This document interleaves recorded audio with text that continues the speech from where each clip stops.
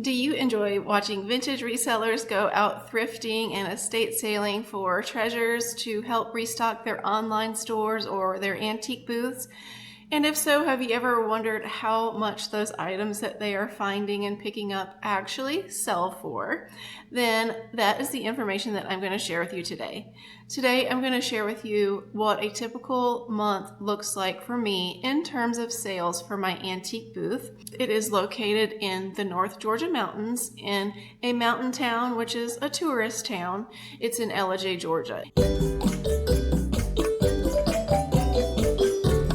In today's video, I'm going to share with you just the first 2 weeks of June because I realized that if I tried to share my entire month of June, that the video would just go on way too long. And I want it to be interesting and not just drag on and on. So I decided to just do the first 2 weeks of June today, and I will do a second video at a later date with the second 2 weeks of June. So June was a pretty good month for me. In the antique booth, I made $831.60. And this does include the 10% commission that I pay to the store on every single item that I sell, but it does not include my booth rent. At our store, we pay $1.98 per square foot for our booth rental, and my booth is less than 100 square feet. All right, well, let's jump right into the actual items that sold. I won't share every single item that I sold in the first 2 weeks of June. I will mainly share the things for which I felt I could show you a good photo. I always sell Beanie Babies. You probably know that if you've been watching. I don't need to show you any more photos of Beanie Babies. And I sold several of my Johnson Brothers saucers in the blue and white coaching scene. I've shown you so many pictures of those. I'm sure you're tired of seeing those as well. But this first one I was really excited about because I had had it a long time. It was an electric hot pot by Regalware. And I found it at an estate sale last summer, so I've had it a year. And I was so excited about the find that I put it in the thumbnail of the video. I'm going to show you that here. So if you haven't seen that estate sale video, go ahead and watch that after you watch this one. So the idea of the video was, should you buy vintage appliances? And are they safe? And so I finally sold my hot pot after having it a year for $26. All right, on one day in early June, I sold 3 vintage pie pans by Royal China. And the cherry pie sold, the lemon meringue pie sold, and then I sold a third one, and I'm not really sure which fruit it was because I didn't write it on the price tag for some reason. This is what our booth sales slips look like. So we get our original price tags back because the cashier pulls them off or cuts them off of the item, and then we tape them to this booth ticket, and then the person whose booth it is gets credit right here. That's me, JAD. So for some reason I didn't write which fruit it was on here, but I'm still super excited.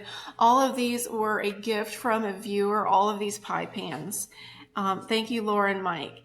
So this is a great day for me. When you add all these pie pans together, that was $70 that I made on the pie pans that day. Well, minus the 10% commission that the store gets. So I made $63 on pie pans. That they were all a gift, so I paid $0 for them. Super exciting. Alrighty, the next thing that I want to share with you was one little demi tasse cup by the company Formalities. And I didn't have this cute little saucer with it. I did not know that they were supposed to have one, but I sold one of the little cups. The little handles are like butterfly wings. They're just adorable. Got a nice gold trim around the edge. They're small, and I sold one for $9. Next, I sold a Mikasa plate. It was just a smaller salad plate in the pattern Strawberry Festival. Let me show you a picture here of what those plates look like.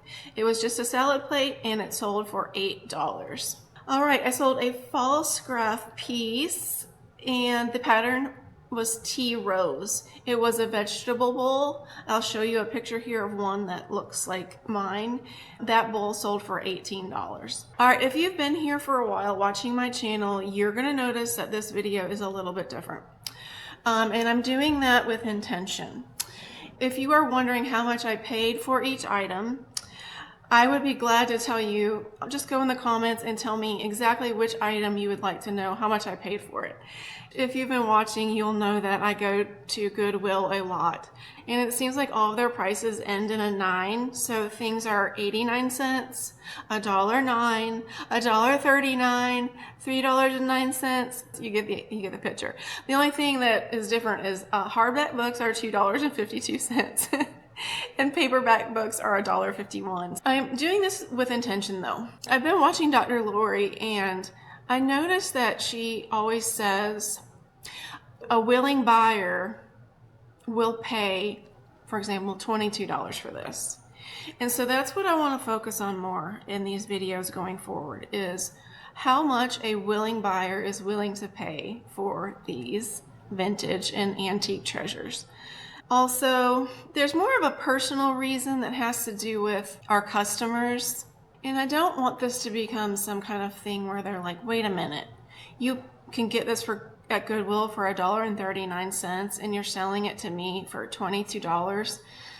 Now, there's a whole lot that goes into all of that because we're the ones out there picking through the dusty, grimy stuff at Goodwill, cleaning it, displaying it nicely in a booth space that we pay rent for, or displaying it nicely with beautiful photos on an online shop where we pay listing fees to the company that hosts that website. So there is definitely a market for people who have no desire to go picking through, like I said, dusty, grimy Goodwill shelves or someone's dusty, musty, sometimes hoarded house at an estate sale, and we're giving them a nice shopping experience in a store, or where they don't have to get up off the couch at all and they can just buy what they want to buy online and have it shipped to them. It's a combination of that, just wanting to focus more on the actual items themselves, because I can sit here and tell you what sold and have it just be like a math lesson or a sales report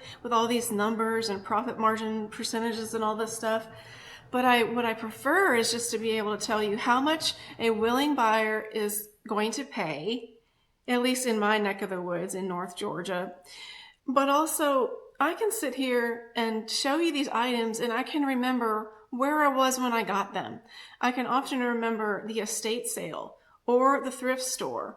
I can often remember the video that I did when I found it and show you the thumbnail. And I don't know, I care about these items so much and I'm so interested in them that I want it to be more about the item and less about the profit margin. However, I'm probably going on way too long, and I said I didn't want this video to go on too long. But this is important to me. However, if you want to know how much I paid for a specific item or two, go into the comments and just tell me which one you would like to know. I will tell you how much I paid for the item and how much the gross profit margin was for me on that sale. Also, when I'm telling you in this video now how much something sold for, it does not include the 10% commission that I pay to the store. So for instance, the False Craft Tea Rose vegetable bowl, it sold for $18. So that is how much a buyer is willing to pay for that bowl. But I only made $16.20 from that sale because you have to subtract the $1.80 commission that I pay to the owner of the store. So anyway, that's why this video is different. I'm sure if you've been here a while that you've noticed that it's different, and I hope that you still enjoy it. All right, next up, all 5 of my cute little cordial glasses sold, and I remember where I was when I got them. I was at an estate sale with lots of vintage glass. I don't have a picture of my little cordials, but I do actually have a clip of me showing them in the haul portion of that video. So here's what they looked like. They were really pretty. I think they were flash painted glass with a gold rim around them. I do remember that I paid $3 for all 5 of them, but that I priced each one at $3. So I made $15 selling all 5 of them together. Like I said, I think they were flash painted and I don't think that it was real gold. So I did not price those high at all. They were just $3 a piece. All right, next, I sold a 1972 Fisher-Price Happy Houseboat. I love vintage Fisher-Price, especially the 1970s ones and the 1960s pieces. if you can find them. Again, I was so excited about the find that I put it in the thumbnail for the video. This sold for $28 and I was super excited about that sale. I had to, this is just a word of advice, is that those little Fisher Price people, the little people, the ones from the 60s and 70s are kind of like hot commodities. And they sell for surprisingly high prices online. I put the little puppy in the rowboat, and then I put the captain. I actually had the captain, and he was driving the boat. I taped those guys to their chairs because people will have been known to pocket your little people. So I taped my little guys down. All right, next I sold a piece of Williamsburg pottery. If you have never seen this stuff, it's really pretty. I sold one piece for $16. I'll show you a collection here since I don't have a picture of the one that sold. I've had this stuff forever. I found a large collection of it at Goodwill several years ago, and I've just been slowly but surely selling my collection. I have just one piece left now. I sold a Talavera Mexican pottery bowl, and on the price tag I put that it would be perfect for salsa or guacamole, and my price tag looks like a total mess, but I think that when it is appropriate, giving your customers ideas of what they can use your items for is a good idea when you can. I'm working on improving the appearance of my price tags. I got several comments a while back about that my antique booth looked cheap because of my pegboard wall and my white tags hanging everywhere. It was a couple of people, it wasn't just one person. So I realized that when I really took a good look at it, you know, and I also noticed my friend's booth in our store where I really liked the looks of their price tags, and so I'm working on that. I'm not going to go and change all the old stuff. I mean, I have probably 1,000 smalls in my booth, but going forward, I'm going to slowly improve the appearance of my price tags. And I realize that this looks bad. The pottery bowl sold for $16, and I'm going to show you a picture here of a couple of bowls that look very similar to the one that I had. Also from an estate sale, I sold a cream and sugar set. It was pink depression glass and the pattern was cubist. The set sold for $22. I still have a good bit of pink depression glass left in the booth that is not moving as fast as I had hoped it would. All right, next, just a very generic looking spouted 1950s or 60s milk glass batter bowl. Sold. I will show you a picture here of one that looks exactly like mine did, and it sold for $16. Next was a vintage, I believe these are Pyrex, I'm pretty sure. It was a juice pitcher, and it has the phrase "Welcome Degustation" on it. I have bought and sold these several times over the years, and I'm kind of stumped as to why people like them so much, but they do, and I'm grateful that they do. Of course I'm grateful that they like them. I'm not sure if they like the fact that it says "Welcome Degustation" on it, or if they like the fact that it's Pyrex. I really don't know.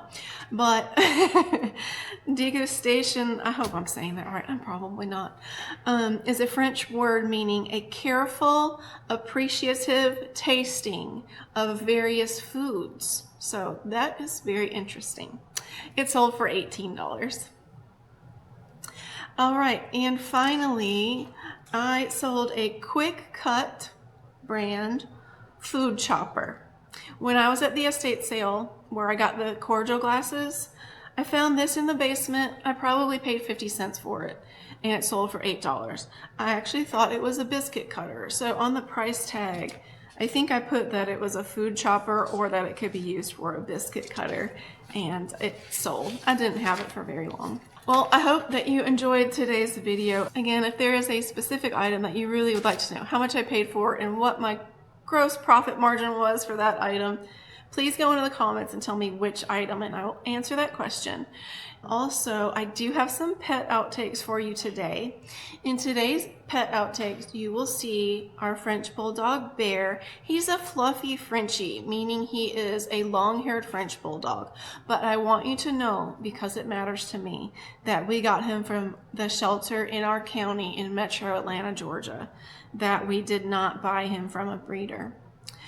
So French Bulldogs have like a reputation for being silly. So in this video, I think I did a good job of capturing his silliness and how sweet and funny he is when he is trying to get another dog to play with him. Ruby, our small dog, she's a Shih Tzu. She likes Bear and she likes to play with him, but she is also, we affectionately refer to Ruby as Sheriff Rube, Fun Police, because she loves to police other dogs having fun and she can't stand for them to feel joy and to have fun. She doesn't really want to participate in the fun. She just doesn't want them to have fun either. I'm telling you, she is a pill. That's using a nice word for her.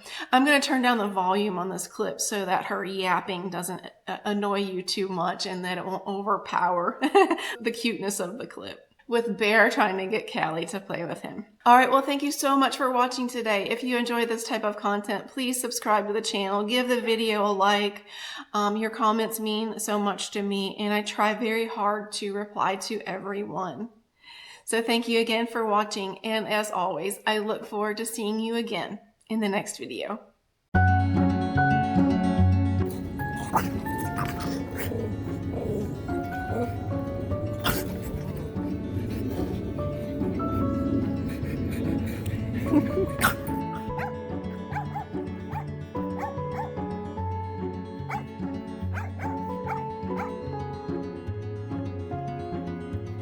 Sheriff Fun Police, Rube.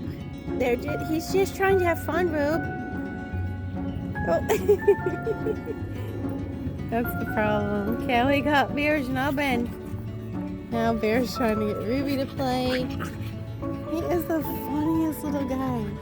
That's what he does when he's trying to get somebody to play with him. And he does all that silly stuff. It's so funny.